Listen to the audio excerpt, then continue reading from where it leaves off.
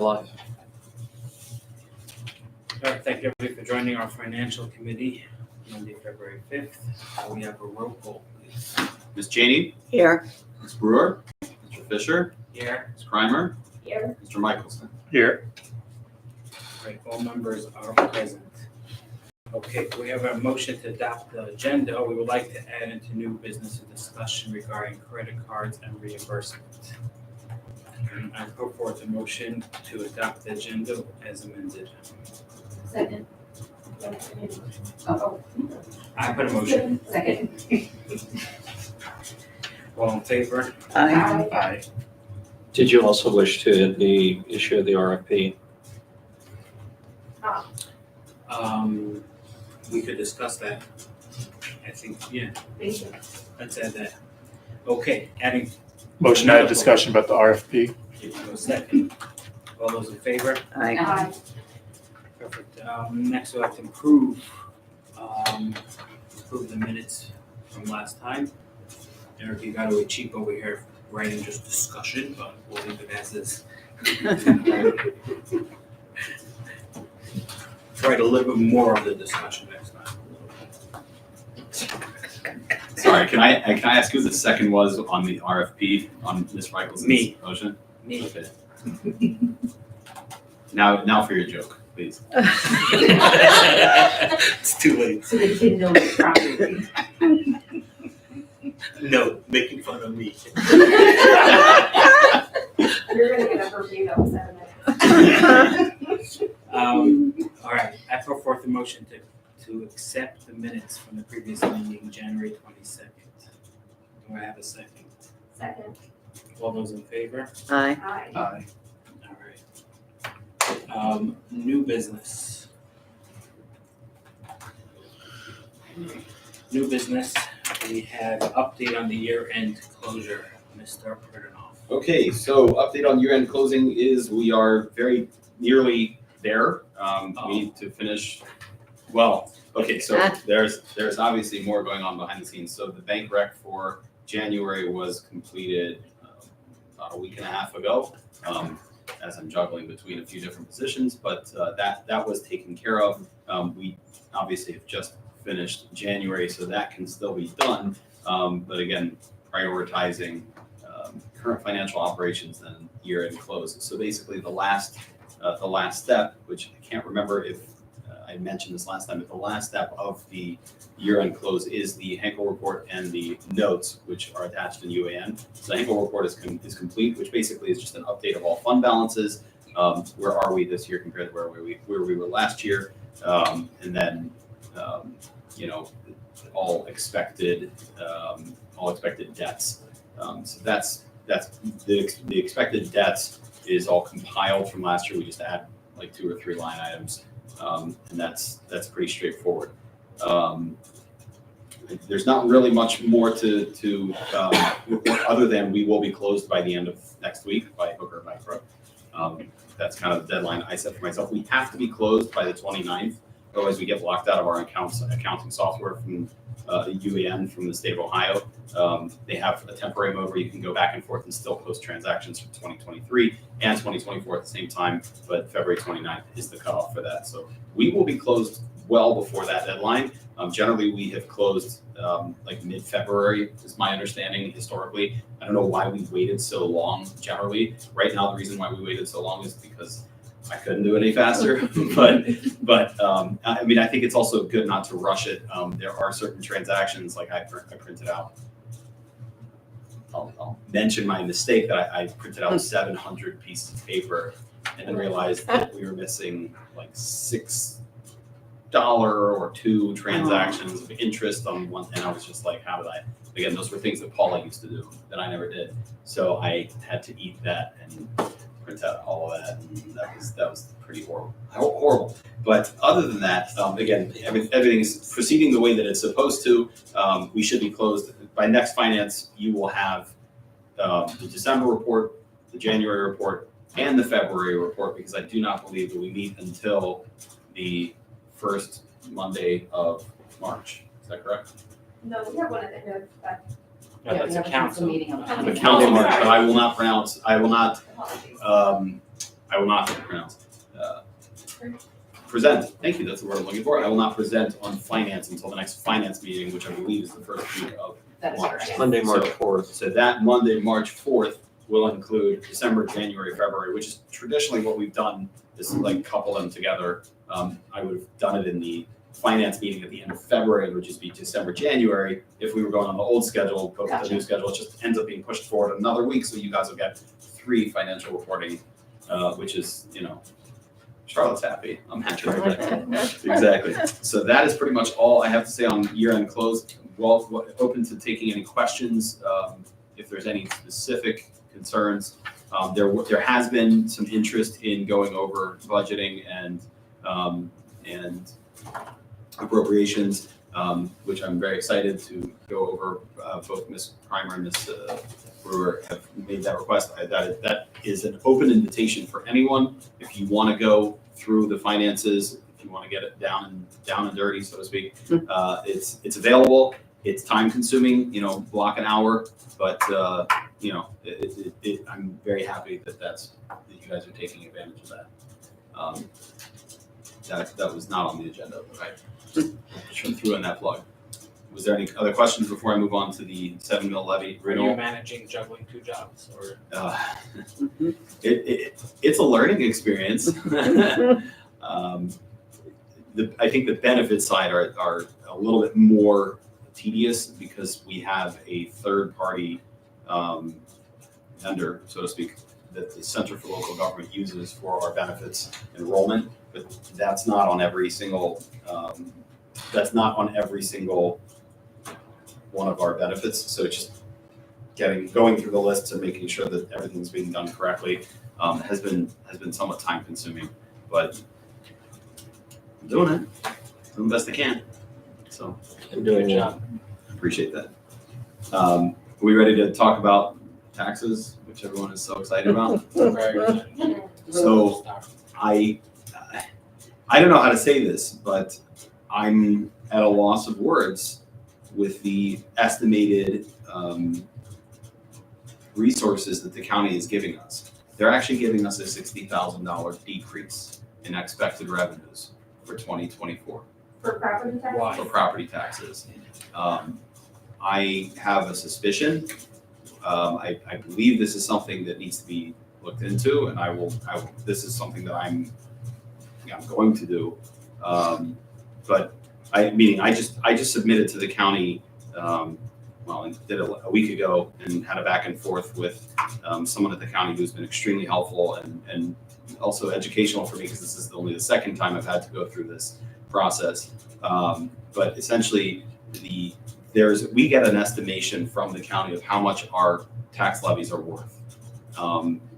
If you look on your personal property taxes, you will probably notice an increase. Even if you don't see an increase, there is a tab that talks about tax distributions. And the cut of the pie that goes towards Gulf Manor is actually a smaller cut of the pie than it used to be. We used to get like 39%, I want to say, maybe 36%. That's down to, depending on the property classification, that's down to I apologize, I'm misquoting it. I believe it's like 31% or 29% for commercial. Why? The way that they recalculated the millage, everyone's taxes went up, and a lot of that money's going to the school district.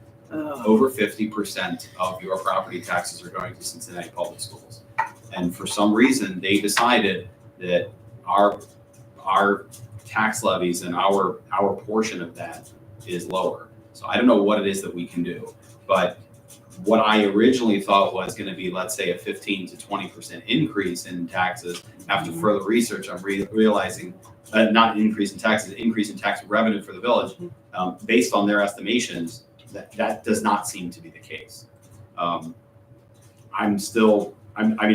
came to this realization last week when I was running some numbers, and I was like, this is very concerning. Now, where that brings us with the 7 mil levy is the 7 mil levy is worth between $250,000 and $280,000 of our general fund. That's more than 10% of our general fund. to say that that's a significant piece of the pie is very, yeah, so, okay, so I was correct, about 30%. And so if you scroll up, thank you, Ron. If you go to 2022 and scroll back down, you'll notice that Gulf Manor is at about 37%. Now, the actual numbers, depending on property, sometimes do go up, but it's by like $100. But it's quite often, the properties have not increased in taxes. They're the same amount, and even I've seen some that decreased. So that decrease and that staying the same is like standing still on a downward escalator. We're losing. So unless the person has an increase in property taxes, that's the only time that we're ever seeing any increases to even staying the same in some cases with the village. So, do I understanding this correctly? We're faced with a $60,000 cut, right? Correct. And the percent is lower, went from 37 to about 30%. Correct. And you're saying that's because most of the folks that we all got reevaluated, Correct. even if their property value went up, their tax bill did not? No, their tax bill definitely went up. Yeah. The village I know, portion Just getting less money. I don't understand how most people went up, but we're getting less. because the village portion, the Of the percentage, county? the village, yeah, because we don't collect the taxes in the property. The county does that. So the county has sent, they're the ones who determine what the millage is, and they're the ones who then determine what the effective millage is, which is not the true millage. True millage would be significantly higher. We would be like taxing through like no one would be able to really afford it. It would be 35% higher than what it is now. But yeah, I mean, the county basically has published these numbers, and when you look at the village of Gulf Manor, this year is getting 30% of your tax bill, whereas last year we were getting 37% of your tax bill. So where It's the unclear whether or not we have any resource or recourse in that. I just discovered Yeah. it, so yeah, I have no idea if this is something that we can explore. If it is, obviously, I'm going to have that conversation and try. But with this is where it's scary, is because not everyone, but a significant percentage of residents have seen an increase in their property taxes, but the village is seeing a $60,000 shortfall, and there's a 7 mil tax levy, which if that would not pass, would be a $280,000 shortfall in our annual budget. Again, that's a renewal it's got state funding attached to it that residents don't even pay for. But all of that is included.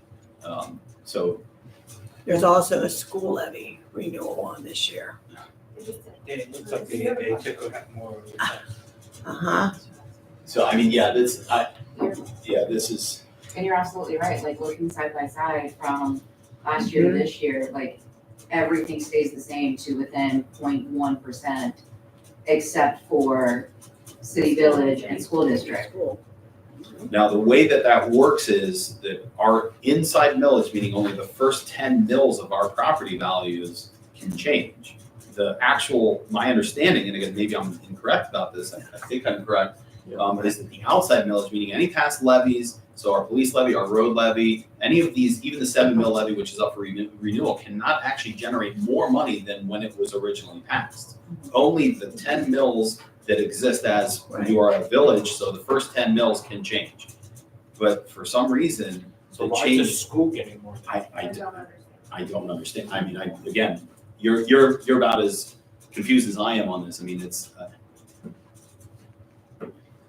there are certain things that happen in the county, and this is not. I don't even believe that this is the county. Maybe the county calculates the taxes. It could be that the language that the school district passed when they proposed language for their ballot. It could be that does include the expansion. Now, I didn't understand it that way. I have explained that it was not that previously, but this seems to contradict that. This seems to be a problem. I'm glad you caught that. I didn't catch that at all. So, Hamilton County, is it our commissioners that set this? No, it's the auditors. The It's auditor's office, Well, so there's- Bridget the state of- Kelly, The state of Ohio the state does. sets the tax rate. So is that Yost we have to go to? I would, Dave Yost, well, I don't isn't it? know that it's just as much as it's the assembly.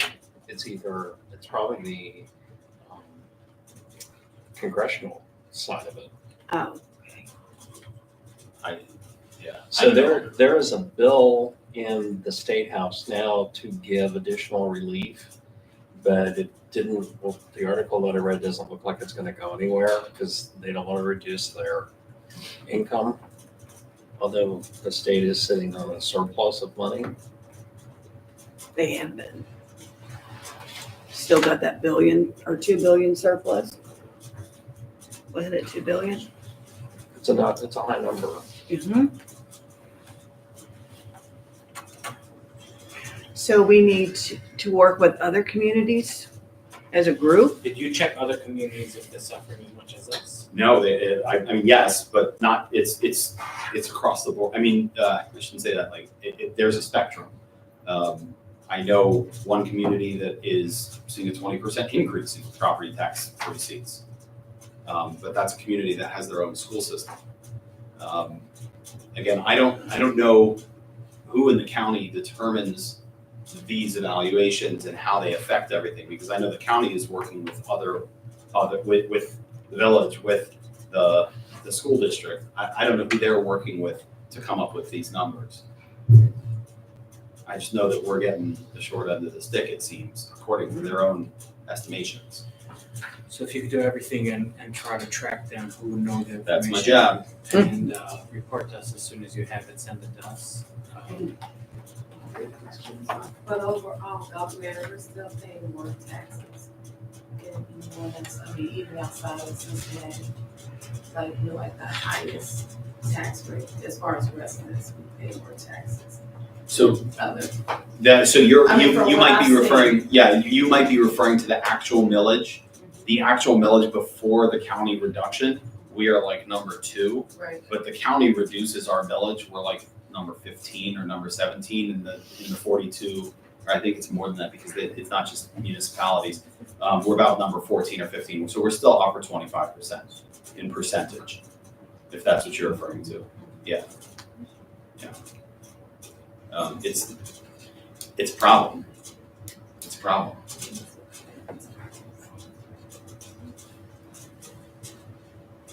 So as a continuation of that conversation, if for some reason that 7 mil levy wouldn't pass, that's $280,000 out of our budget, which means significant cuts, Mm-hmm. significant reduction in service. Derek, do you have somebody at the county you can reach out to? I had this back and forth with this person for the last basically week on a different topic, and I realized, I think today after I hung up with her, maybe the second time, like, oh, she might actually be a good person to ask this question to. So I'm planning on speaking to her this week, based on her availability. But I don't even know she's the right person. She's someone who I've worked with, Get her to direct you. Yeah. right. That's my thoughts, is that she should at least know who I can ask questions to.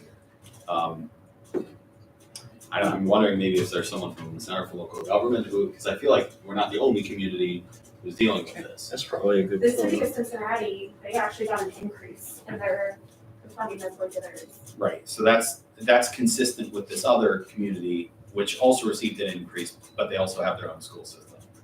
Right, but I was looking at it because we go into their school system. So, I mean, their percent is like 60% and 20 Right. to the city, but Right. So, I mean, but what we are seeing is that the school district is receiving an enormous amount more money of our tax money, where my understanding previously was that school levies are passed the same way as our levies are, which they are capped Right. at the rate that they were passed when they were passed. Right. And no new school levies have been passed, it's only been renewals, Right. as far as I recall. So I don't understand why there would be such a jump. Now, does that mean they're gonna tell me? Oh, but we're gonna ask that question. I think it would be good to ask Center for Local Government or even the, what is the thing with the mayor's arm, the small village The consortium of Southwest Ohio. mayor, whatever. Your first suburbs, you're talking about? First suburbs. Yeah. To see if other I think Center for Local Government generally has more resources on stuff like that, is that Yeah. correct? Yeah, That's correct. so I believe, again, we can reach out with, the whole point of this discussion is just to emphasize the importance of the 7 mil levy, because whether they change things and whether we get relief or not, if this would not pass, because people are knee-jerk reacting to, oh, I'm paying high taxes, well, the village is not seeing that increase in taxes. The 7 mil levy is out in March. That's on, I think the date's on the agenda, November 5th. November 5th, yeah. Okay. So just something to be aware of. We don't have to spend too much more time on that. Again, I apologize, it went probably more time than I was intending to, but just that you should be Do you aware have of a this. clear number for us of how many different levies we have and how much Yes. village is each one? Yes, I can pull all of that. I have that on one sheet from the Could county. you send it to all of us? Yep. Sure. So we know what we're talking about, just.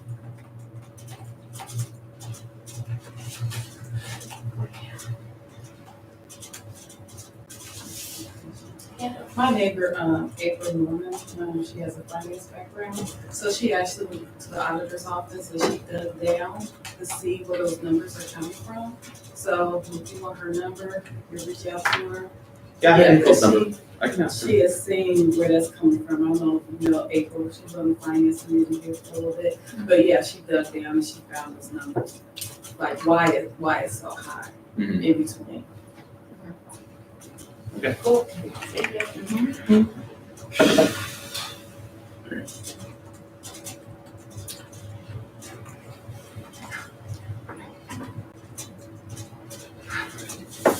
So if we do have the $60,000 reduction, do we know the easiest places to cut from? Great question. We're saving now on one salary. Soon, it sounds like we might save it on 2.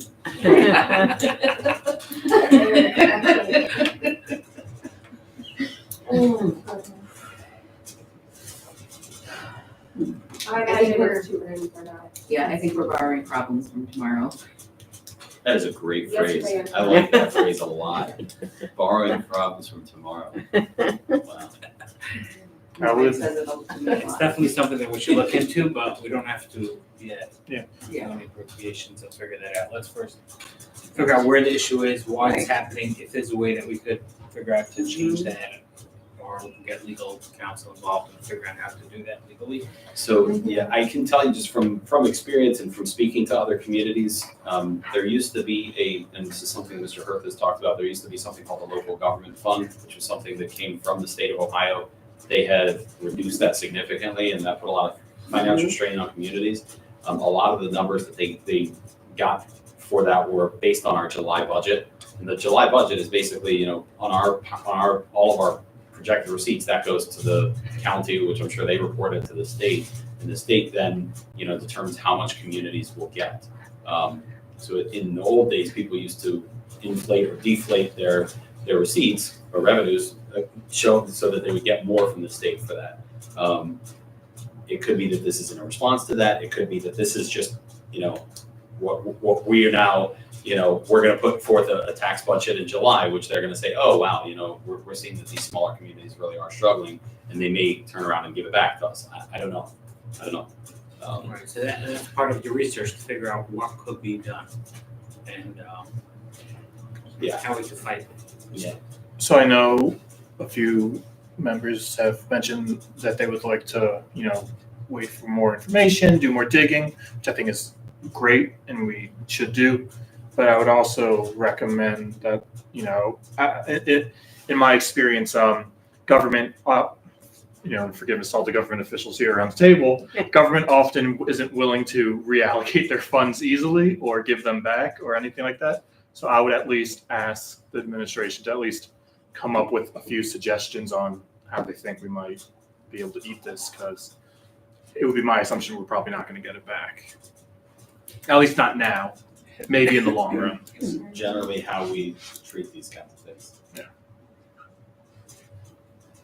So one thing that I would mention, at the community engagement meeting, someone had mentioned, gee, isn't there a miscellaneous line item where we can charge things?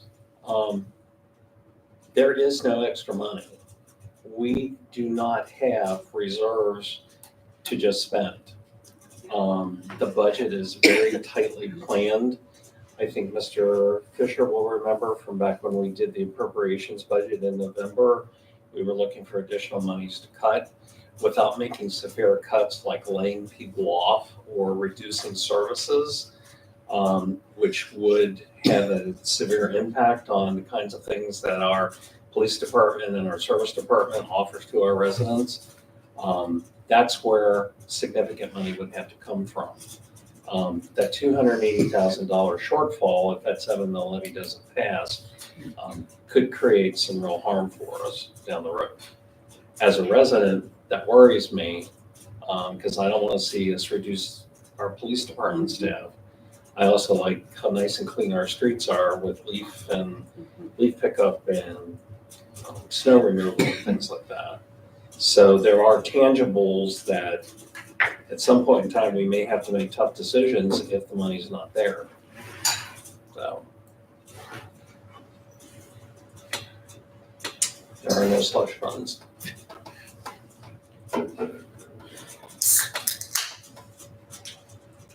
Emphasizing the importance of, hopefully being able to redevelop areas of our community, one for higher property taxes, businesses, employment taxes, things like that.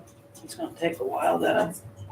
Yeah, but Yeah. as they say, the best time to plant a tree was 10 years ago. The second best time is right now. So, We'll go with these lines today. Large trees that grow lots of money. Okay, You put thanks both for of them that. in. When do we have to pass this, the new, The so to put it, so first step is to go to the auditor and ask them to value what a 7 mil renewal would look like. Once that comes back, then council would pass another resolution, essentially putting it on the ballot in November.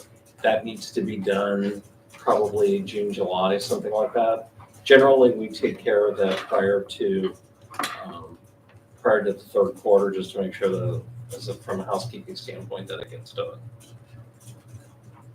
It should be on the agenda for next council meeting, so we can ask the solicitor to start preparing that, right? I don't think it needs to be done in February. I would do it in March. Do it March. Yeah. Okay, thank you for that report. Next, we added on to the agenda was 2 points regarding credit cards and reimbursement. Do you want to start talking about it? I know that there is a pending request from the mayor's office about authorizing a village credit card for him, as well as a couple of reimbursements for office furniture, like we had talked about, the office that he is working from upstairs.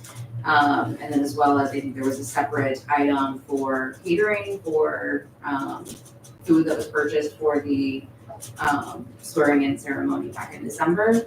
So with all of these and the conversation we literally just had about, slush fund and budgets and things like that, I think it would be a really good idea for us to go on record or have something written somewhere that kind of has an official stance on what our policies are surrounding this, and the liabilities that come up.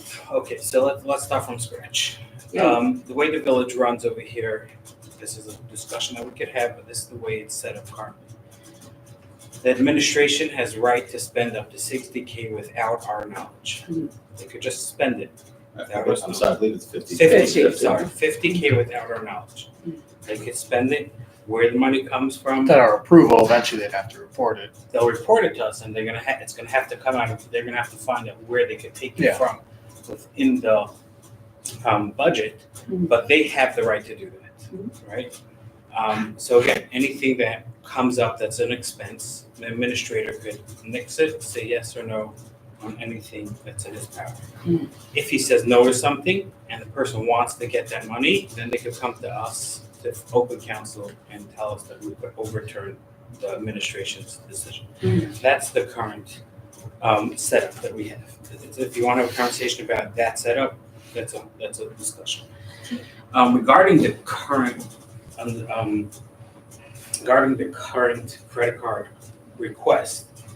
So as far as my knowledge is, and by speaking to Ron and to speaking to Stefan asked for a credit card, and then he asked for follow-up, and Ron told him that we don't give credit cards only to the heads of the departments. And that was the end of the conversation. He never asked again, and he's not interested in a credit card anymore because he doesn't deserve one. That was that conversation, and it was closed, according to Stefan's mindset. I asked him again about it. He's like, oh, I can't get a credit card, but only for the division heads. So Okay. that is off the table. It's not something that we have to think that was a decision. Now, regarding the credit cards that are out, there's 3 credit cards that are out.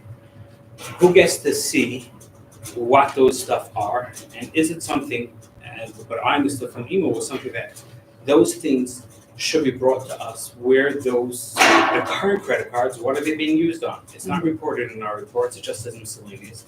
It just tells us the credit card. What are the item lines of that? Maybe we should be able to see back.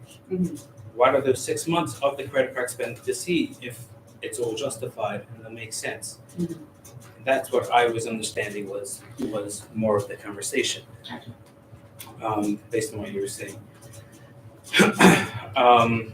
So that's something that we could discuss, and I think it would be a nice practice that we're supposed to be on top of the finance to make sure that every item line is done properly. We should look back at the history of the credit cards and maybe keep control of the credit cards in the future. That's for the rest of the group to voice their opinion on that. We're getting the second point, that did Stefan put in any reimbursement? No, there's been no request at this Okay, point. so then when he puts it on, then we could have discussions of if you feel it's not worth to go ahead and pay for it, we should go ahead and have that conversation about it. I asked him today if he submitted any receipts or anything. He says no. He said he does have a plan, but he didn't. So in my eyes, if you don't do it and you're lazy about it, to me it means nothing. You didn't do it. When he does it, if the administration feels it's not something they want to flip the bill, then tell him no. And then he'll have to come to us and represent it to us properly, and then we'll have an open discussion with him. That's what I feel makes the most sense regarding that. So the issue becomes too, that if we at some point in time in the future would wish to issue a credit card to the mayor or give the mayor additional spending, a line item would need to be created and a line item would need to be funded. At this point, anything that he would spend is an unplanned expense, and Mr. Pridnoff would have to find a place to put that. Correct. So again, that's your running fees of the village, where you have to decide on your discretion if you allow him or don't allow him. I like the credit card, you told him no, and that was the end of it. Right? If he still wants a credit card, he's gonna have to come to council and present why he needs a credit card, where I don't understand it. Anything, right? I think where I am coming from is I would want, like, these requests have kind of spawned the conversation of, do we have a formal policy or operating procedure around these type of requests that we can then just go to, that it's not, falling on, the village administrator's shoulders to make that decision and then escalate it. Like, this is what has been debated, this is what is. So there is an AP policy that includes credit card use. Okay. For elected officials? It's for the village in general, which we've always just treated what's for employees. Right, it's not So just we credit treat card, it- it's for any expenses. It's for everything. Okay. Requisitions and. So that's one of the discussions as we move into the Recreation Commission. I think there's a wish for the commission to be completely independent in terms of their expenditures, but there are village procedures in terms of doing requisitions and various expense reports and things that we have to track for the state auditor.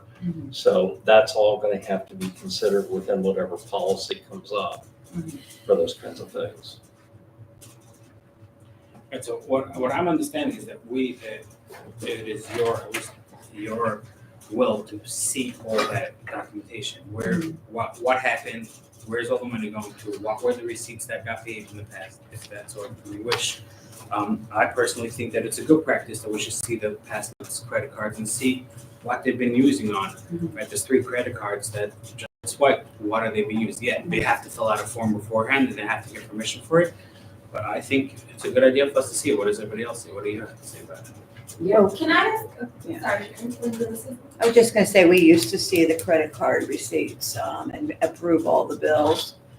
And then we had some issues with it. We developed a policy where it took up a lot of time in council to go through all the finance for all the bills. We came up with a policy, correct? There's 3 people that have to approve each one of those? No? No, the old process used to be in council meetings, the finance committee had a stack of bills that you guys would sit and Mhm. review during the council meeting. Mhm. So while you're trying to have conversations, you're looking and comparing and Right. checking off numbers. So when we moved to the fiscal officer model, That's what it was. that process still gets taken care of, but it's handled internally in the administration. And those files are available for inspection by anybody who asks to take a look at them. So, and that is the assistant clerk, Ms. Johnson, handles and the file pieces for all of that stuff. Yeah. So the credit card bills are there. If you want to review them, all you have to do is ask for them.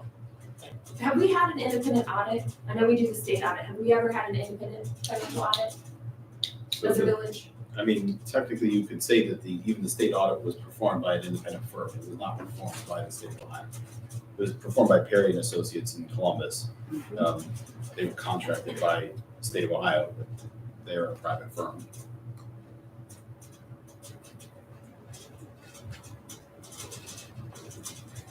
But we still had those audits when we had internal theft. I don't know what, That's part of your position. yeah, but I don't know what that was in those days. When the theft took place? Yeah, she's asking if we had the independent audits at the same time. So the state auditor was the one who found the irregularities in 2015. A 2-year investigation, fettered out what the issues were. And then we get reviewed every 2 years, every 3 years. Yeah. The state usually does a hard audit every other audit session, but they've not been down here since 2015, I believe, at this point. They've not been down here, I'm sorry, did you say that since 2015? The state themselves, they have auditors who they assign to us, which is Perry, Right. the auditor. It's been that long. I think so. Well, the pandemic probably took 3 years of that, right? Where they didn't come down? Nobody came down, right? Perry We did had that. Perry, yeah. Perry did everything. Perry Well, Perry, For yeah, that but one. I mean the state, they probably. Yeah, we get didn't. audited every 2 years religiously. But I meant the state. They probably didn't do too much of that during that time.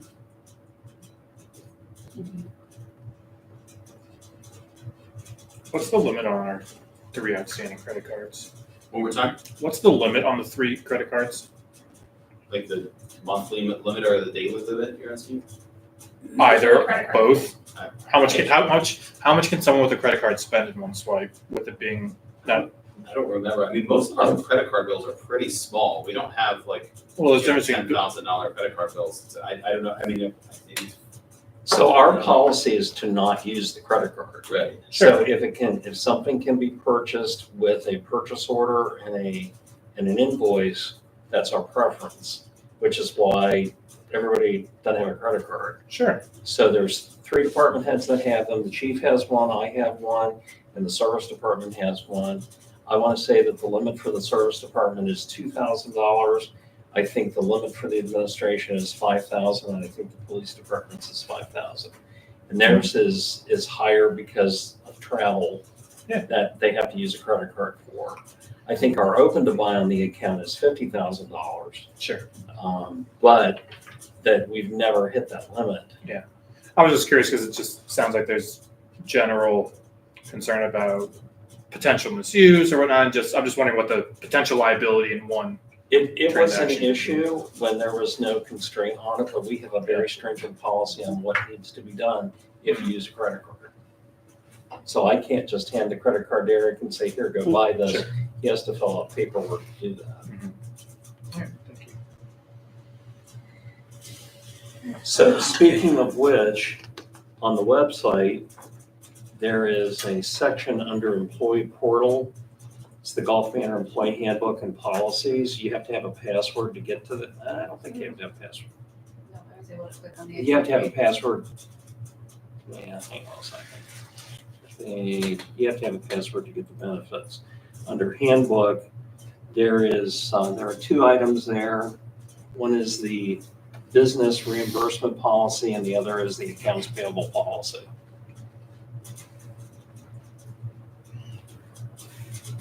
Which includes credit card use. Alright, well, it sounds like these are closed matters. Could we just update the language to also include council?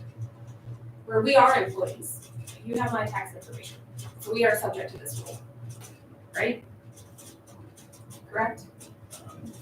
I mean, I'm sorry, what's the question? We are classified as employees of the village, correct? So we are Essentially, subject- yeah. So we are Yeah. subject to this I rule. mean, yeah, So this is the guidance, if that's, anybody yeah, I has mean, that was issues, the. Correct. done. Yeah. So if there's something that you would need to purchase in the course of your duties, you would be expected to get a receipt.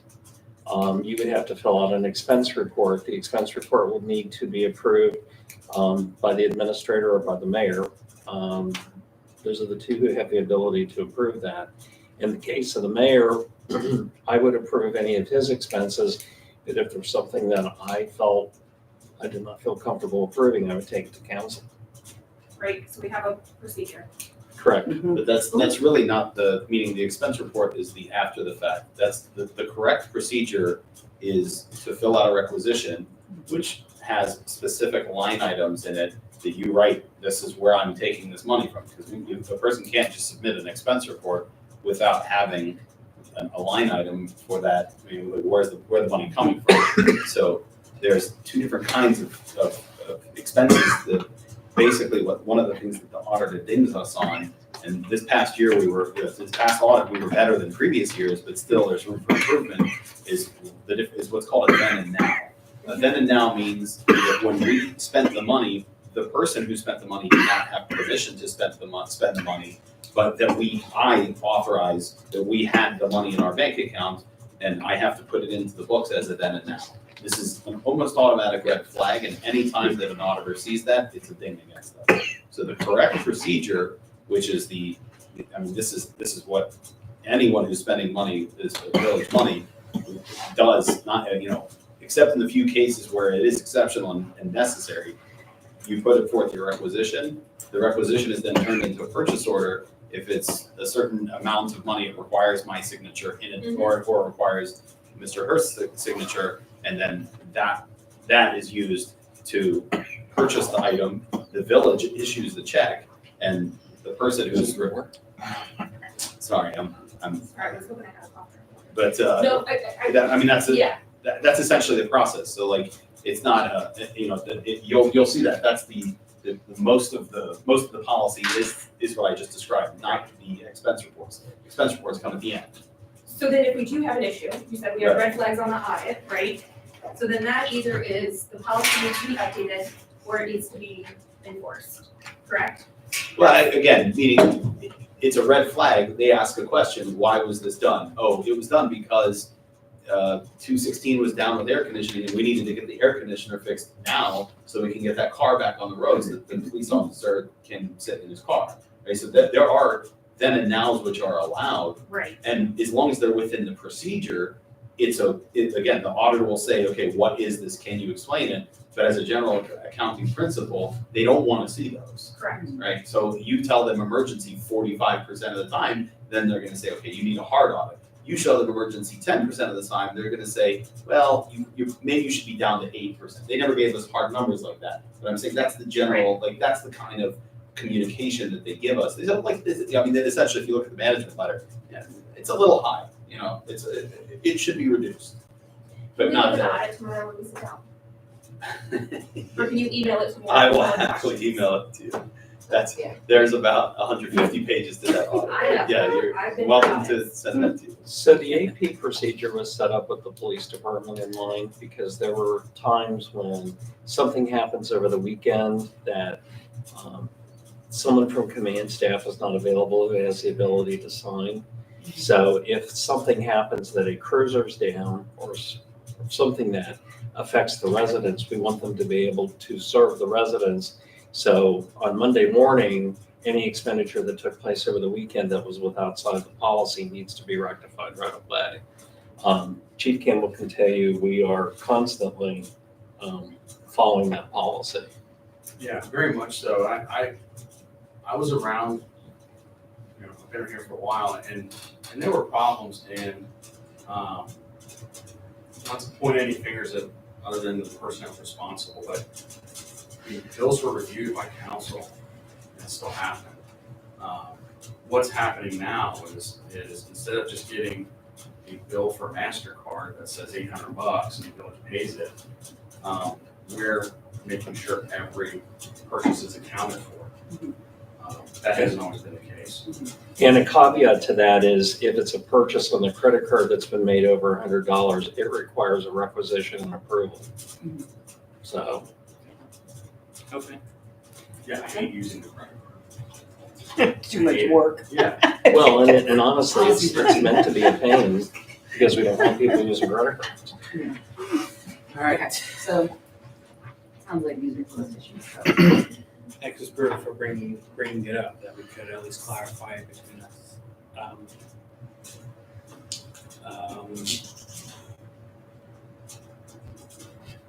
I wouldn't mind taking a look at those receipts. Would you be able to send it? Which The credit receipt? card The credit card? receipts. Line items I mean, yeah. for the past 6 months. Okay. Can't hurt. Sure. All right, the next thing that we added onto the agenda is an update. On the RFP, Yes. so the attorney's working on them. The timetable that I've given them is I would like to have a draft that the administration's had a chance to formulate with the attorney's input to council, hopefully by the 20th of February. That's the timetable I'm working on. Rob is the new solicitor's firm, is drafting the RFP. They are giving us suggestions on what needs to be in it. We are actually drafting the RFP. Okay, because if they're drafting it, that's a conflict. Yeah, they're not drafting it. Okay. Okay. Sorry, and we said we'll have that at the 20th. We'll talk about that on the 20th. So later, That's what I'm working toward. got it. Okay. Should we have a timetable when we're hoping to have it posted by? Like, if you get it by the 20th, you vote on it, post it by Feb, and then we're hoping for a 30-day turnaround? So I would imagine, once we've settled on what it needs to say, because we're doing one for the magistrate and one for legal counsel, we'll probably do 2 public notifications in the Inquirer a week apart, and then have, like, within that time period, like, would it be 15-day submission date? And then we'll likely, I don't know if we'll do a formal bid opening process at this point. We didn't do that with, what was the one that we just recently, we didn't do that, we did do that with demolition. Yeah, of course. Yeah. I I don't know why think it's big enough. we wouldn't have do an to. open I don't know. public opening. But, So its main advertised revenue, or not revenue, whatever, is posting it through the Inquirer, is that what I heard? In general, yeah, we would put it on our website because we're required to do that. We then would do a public notice in the Inquirer.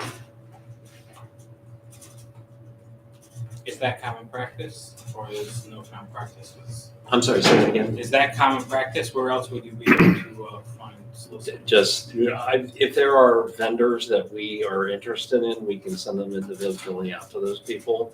I don't know who that would be at this point, other than our current attorney. Could you send The Bar to Association. the Bar Association, Center for Local Government? There's gotta be a job board, Can do all those things. great. I don't know who looks in the Inquirer for an RFP, my only thought. All right. Thanks for the update on that. Our next finance meeting is scheduled for Monday, March 4th at 7 PM. I put forth a motion to adjourn. Do I have a second? Second. All those in favor? Aye.